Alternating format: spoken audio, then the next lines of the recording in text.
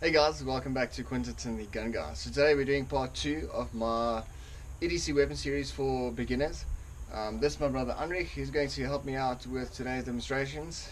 He's also a brown belt in EDA Krav Maga and a brown belt in Karate.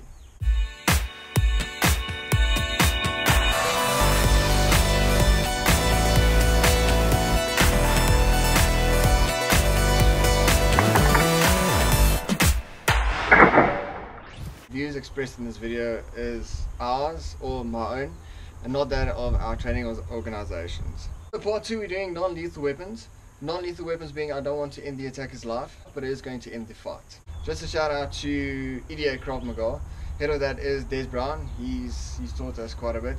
And the organization is all about threat awareness. So having your color codes of awareness is already going to prepare you for dangerous situations. Staying out of the dangerous situations is the most important part. Also, Schultz Skuman from EDA Weapons Division. Again, he's been Right, that teaching us all the techniques that we need to know. That we need to know for Krav Maga. He's our instructor, and also our weapons instructor. So he's been supplementing my knowledge that I have and my understanding of these weapons. And he's been a tremendous help for getting this series off the ground and information out there. So a couple of questions we want to answer with this demonstration is the effectiveness of the weapon. How effective is the weapon that you're carrying? Number 2 is going to be how quickly can I get to the weapon to use it? And number 3 is how proficient are you with the weapon? So can I use it? Have I gotten training yet? And how quickly can I deploy it to end the fight? An important thing to remember is when I draw my weapon, I need to be able to use it immediately. If the situation calls for it, I don't want to draw it, be threatening and have that weapon taken away from me. So remember, when you draw the weapon, use it or lose it. So this is a pepper spray. This is a Mace product. I bought it from Cape Union Mart. Link will be in the description. Great thing about this is pepper spray, but it's also got a UV dye in it. So in fluorescent lights, then your attacker can be identified with that UV dye staining his face and clothes. I don't want to keep it in my handbag. If I don't have a man bag, it'll be called a satchel. Indiana Jones makes it look good. Important thing to remember is that this is nice and small. This is tiny. If I go running, I can keep it in my hand. When I use this weapon, I don't want to use it this way, spray like that. It's unnatural. You probably will miss your target. I want to use it like I'm making a fist. I can still fight with this, and I can deploy this, spray it, and then use it effectively. This is nice and small. The thing to remember is that the nozzle is there. So if I grab it with a full grip, that's going to close the nozzle up. I don't want to deploy this and have it all in my hand. Important thing to remember is don't get a mist spray one. I want a stream spray. So I want a direct one. In a light breeze, this is going to come back into your face. So it doesn't matter when you deploy it, it will spray out and you will get some of the residue. I know this out of personal experience. So let's say he's going to attack me. I see he's got a weapon on him, or he's coming in quite aggressively to me.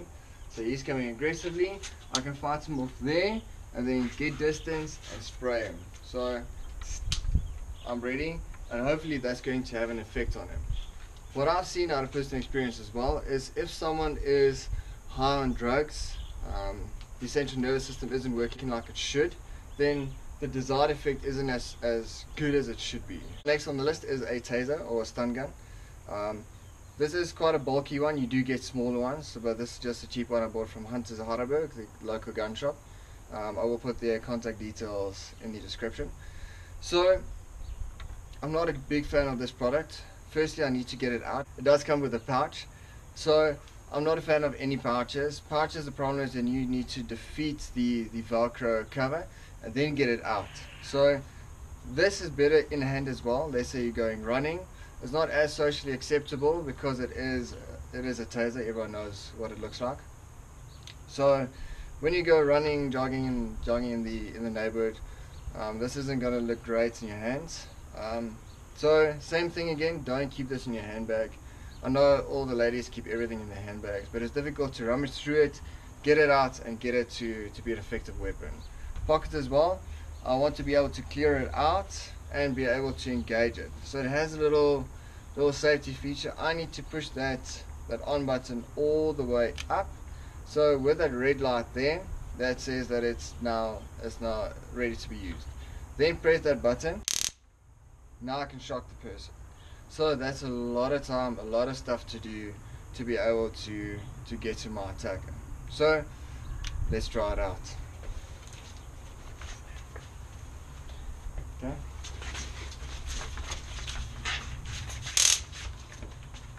So I'm not going to really shock him, otherwise my brother won't be impressed with me. I'll shoot him. So that's a lot of time and a lot of effort that I need to be able to get it out. I did put on some defense, getting my arm into his face, just giving me enough time to get to my weapon and get it out. Not a big fan, but you can use it if you want. Now we're getting to the weapons that I do like. Now this is a Phoenix C6 version 2. Link will be on top of the video if you want to check out my review on it. Great thing about this is when I'm using this, I'm probably looking for something in the dark. So weapon is already out. I don't need to get it out to be able to use it. So there's a couple of different ways to use this weapon. See there, those glass breakers on the top of the flashlight. I can use that to inflict damage on my attacker. So different ways of using this. I can use the blinding and attacking technique. So if he's approaching me, he's going to attack me. I want to engage the flashlight, blinding him, and then I want to be able to bash him, and get out of the fight. So that's a good way of using it. Places to target is, I'd say, go for the top of the eyes, open up that, get blood into his eyes, blind him, and get out of there. This is a blunt weapon. As stated, this is nice and sharp. I can use this to bash him. I can use this to rake the arms if he's holding onto me. There, I can rake, I can bash. Different ways of using it. This I do like quite a bit. Next is a plastic push dagger. This stays in my car key, so this is always with me. If I pull it out of my pocket, then the chances is good that it's close to my hand. So I need to be able to get it in effectively and be able to use it. Different grips of using this is I can use the fighting grip. So having empty-handed skills is super important in any self-defense situation. I'm the weapon. This is only tools. So everything we're going through is only tools to be able to make you more effective. So let's say I'm using the normal push dagger grip. I'm still able to fight, and I'm fighting normally there. Otherwise, I can use that. That's less of an imprint, so I can keep this in my hand quite comfortably. Let's say running again, walking town, I can keep that there. No one really knows what this is. This is more for slapping or raking my opponent. Now personally, I prefer the second option of the two options, because you just hide the weapon from the other guy. He's going to attack me. I want to go for soft targets. So he's attacking me again, arms around. So I'm going to go for eyes, I'm going to go for throat there, and maybe I can go for the groin also, but all soft targets. This isn't going to inflict a lot of damage, but it's going to be super uncomfortable. If I go for eyes, then that's going to end the fight immediately. Next up is a expandable baton.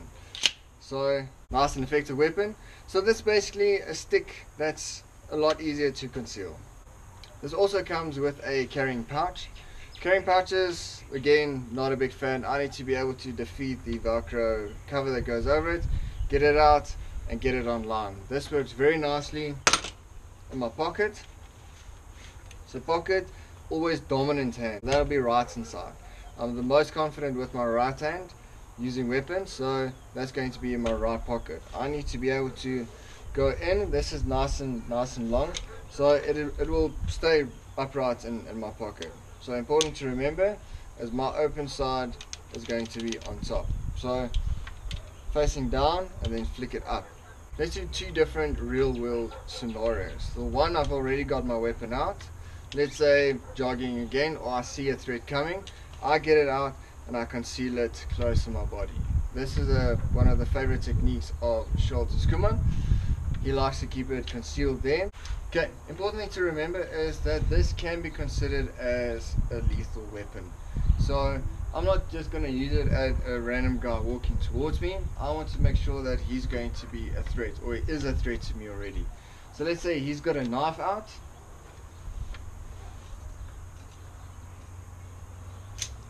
So he's got a knife out. I know there's trouble coming. So from here, there's going to be a surprise for him. So keeping my dominant hand out in front, dominant leg forward, he's got a knife in the hand. So from here, I'm going to deploy it. I'm going to flick it out, maybe go for the head. That's going to be a headshot.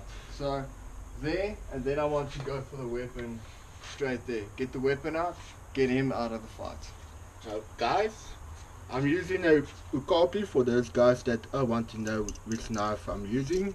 You can buy this knife anywhere for about 70 rand for a knife. So the second scenario, the attacker is going to come again with a knife. So I know I need to get my weapon out and get it online to be able to save my life. So he's going to approach me. I need to get it out of my pocket. The weapon isn't deployed yet, so my hands are empty. I'm going, oh no, I don't want to fight. Get it out. And then from there, block and hit. Boom. I want to be able to bring it back and then deploy it from there. Go for the soft target. Always in order of priority, I like to go for the weapon first. So I'm keeping it back so you can't take this away from me.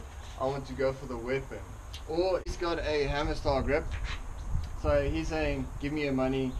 So there's still quite a bit of distance between me and him. So the thing about expandable baton, it's just like, as I said, carrying a stick with you. So it increases my reach and it increases my effectiveness of range. So he's having it out. I want to deploy it there. I know stuff is serious now. Bring it up. This is my attacking position. So he's there. I want to attack the weapon. All there. And then I want to attack up. And then soft targets. Get him out. Or otherwise, if I'm here and he's there, I come forward. He's going to attack the head first. I'm going to go down and he's going to walk away. Yeah. In Krav Maga, we say stepping around the ball. So get out of the line of attack. I want to get around and get out of danger. Okay, next up, a great suggestion. Heinrich does like vaping. So he's got a vape in his hand. You can use that as a blunt weapon as well. Here we're going to demonstrate. So vape in his hand, there's a couple of different ways that you can use it. He's going to explain how. Okay, firstly, if the guy is threatening me and going on like that, I can blow a puff of vapor into his face, distracting him, and then I can go in for a hit against the head with the vape as a blunt object. Another way I can do it, I can puff in his face, and I can come in with a kick to the groin. Cool, let's try it. Come on, dude, wanna fight?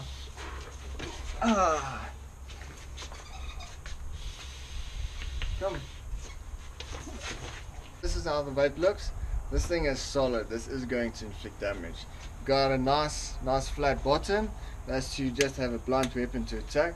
And that's the top part is a bit sharper. I'm not sure if he wants to do that, but in emergency situations, everything's going to be effective, and that's going to inflict damage to the eyes, soft parts in the neck. It's not going to be pleasant. I personally won't do that. This vape here costs 2,500 rand, so I won't do it. But yeah, in an emergency situation you can use anything. The last one that we want to show you is the Fox Knives Dart by Doug Marcada. Link will be on top of the video if you want to check out my review, and then my 1 second drill with this as well. So let's say worst case scenario, I pulled the knife out and it did not deploy. So it's made to pull out and deploy. Now it didn't. So this is now a blunt weapon. So I'm going to pull this in. Again, empty-handed skills are super important for any self-defense situation. This is super hard and this is super hard. So that's going to be my weapons of choice in this scenario. Let's say he's coming in. I'm going, no, I don't want to fight. So keeping it first, I'm going to attack for soft parts. So again, above the eyes, I'm going to attack there, or I'm going to bash in his eyes there and attack, try and get away. Let's just recap again. Empty-handed skills above all else. So remember, I'm the weapon, everything else is just tools to be able to make me more effective. A weapon is only as good as the guy wielding it, so please train and use your weapon wisely. Exactly. So if you have any doubts in your weapon or your skills, get to a training organization. I do recommend EDA Krav Maga and also EDA Weapons Division. So with those two, you'll cover everything you need, from empty-handed skills, threat awareness, to using weapons, using various weapons. Links will be down in the description. We really hope you guys enjoyed this video. If you did, please like, share and subscribe. Have a good one.